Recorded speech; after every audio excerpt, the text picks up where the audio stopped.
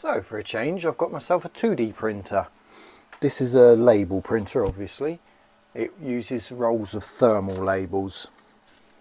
The ones that come with it are these 4x6 shipping labels. I don't really have a use for that size, so I've bought these ones which are a much smaller label. And the advantage of this printer is, as well as working via Bluetooth with a phone app or a tablet app, it will plug in like a normal printer. So I've plugged it in and set it up and done some test prints. I use Linux, and quite often you find the drivers for Linux stuff are missing, but I've got to give them full credit. It came with a flash drive which had drivers on for Windows, Mac and Linux. Your quick start guide has a couple of QR codes.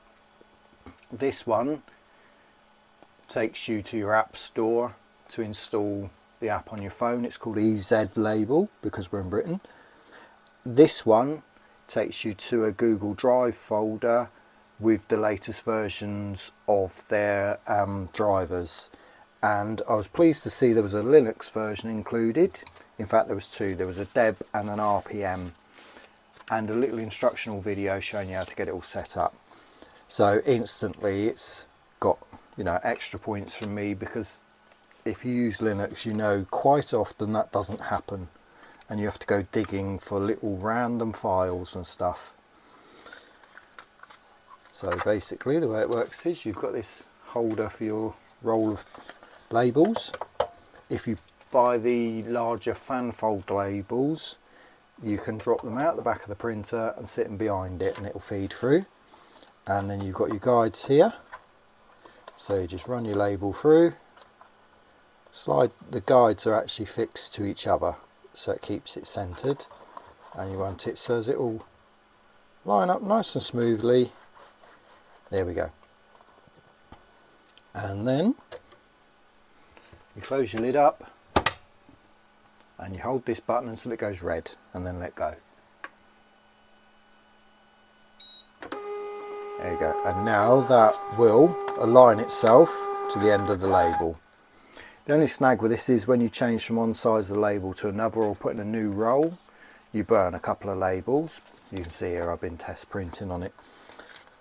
But when you've got a roll of say 500 or 1,000 labels, it's no biggie, and you're probably going to be printing the same size every time anyway. So having got it set up, I made a very quick 4x6 profile on my laptop, and then I can just send it straight to the printer.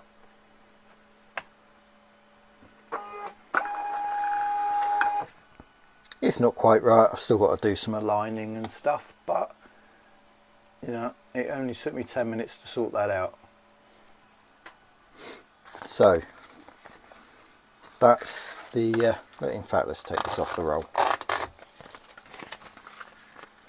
It was the Born4Ship Bluetooth shipping label printer DB403, and as well as doing the 4x6 labels, like I said, you can do different sizes. So if we remove this now,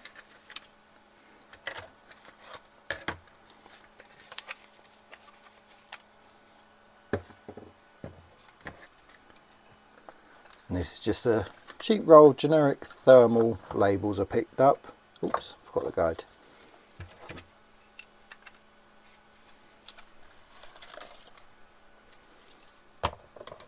Because I'm more likely to use this size. And again, you just line it up with your guides.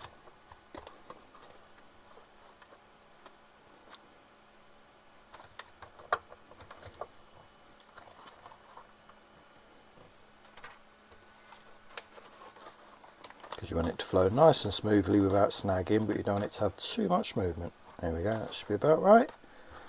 And if you pull it back, so about there, and when you close it up, again, you press and hold till it goes red. There we go, that's all lined up. And then I can go onto my phone open the EZ Label app. Don't suppose you'll be able to read much of it, but here we go. I've already set up a basic template for this size of the label, and I can hit print, and there we go. So the advantage here is if you just want to throw off a quick label, you can use your phone or your tablet or whatever. But if you've got like a batch of labels you want to do, then you can plug it into a computer and you can batch print them. And if you buy like 1,000 on a roll, these labels aren't very expensive. And it was nice to see when I opened it up, it actually had the factory test label still inside it, where they tested it to make sure it printed.